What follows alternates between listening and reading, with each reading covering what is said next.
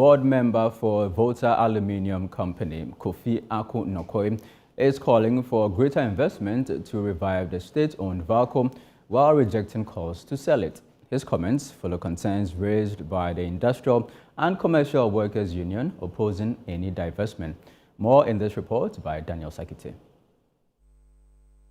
The Industrial and Commercial Workers Union has warned that selling VALCO would amount to surrendering a strategic national asset.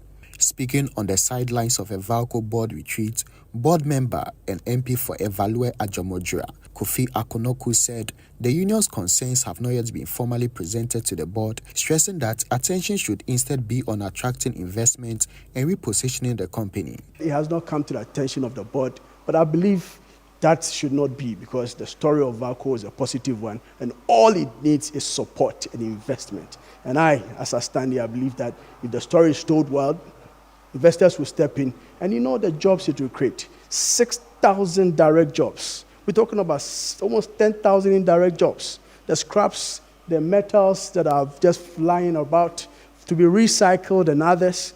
So the benefit of VALCO stands out. And like I said, it's something we should all support as a nation at this particular point. Because aluminium is a metal that it's being, the market for it, it's everywhere. VALCO's Chief Executive Officer, Dr. Robert Sambian, outlined plans to add value to operations as part of efforts to improve performance. You heard the CASA director outlined the opportunities that lie in value addition, and he mentioned that if the value addition phase 1 project that has just been completed were fully in operation last year based on the volumes that were exported in primary form, the company would have made extra revenue of $7 million.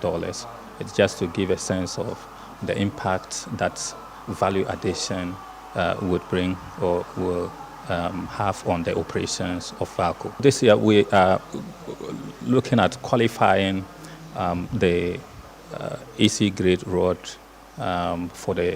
in the European markets, and we also have a team working on a multi-purpose value addition line. It's going to produce products ranging from flat roll sheets, coils, circles, plates, can stocks, all the way to foil. The retreat also featured the former dean of the University of Ghana Business School and lead consultant at Corporate Support Group, Professor Joshua Ball, who took board members through corporate governance and finance for directors as part of capacity building efforts. Various heads of departments at VALCO also made presentations. Board chairman of VALCO, Horace Ankrah, said the retreat was critical to strengthening corporate governance and enhancing board effectiveness. We are here as a board, newly constituted board, to understand VALCO.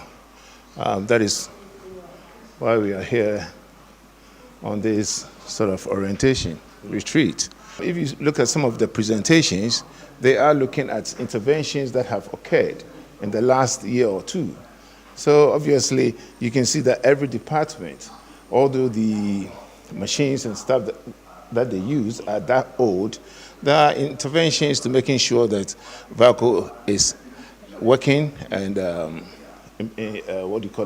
they are improving.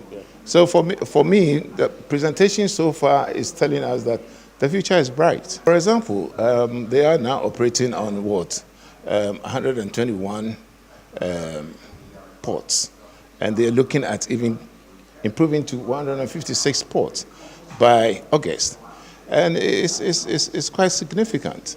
So for what we have at the moment and where VALCO is now, I think that every department is doing its best to making sure that VALCO is viable. For management of VALCO, they hope to transform the institution to become one of the key assets of the nation. For ChannelOne News, I am Daniel Sakite.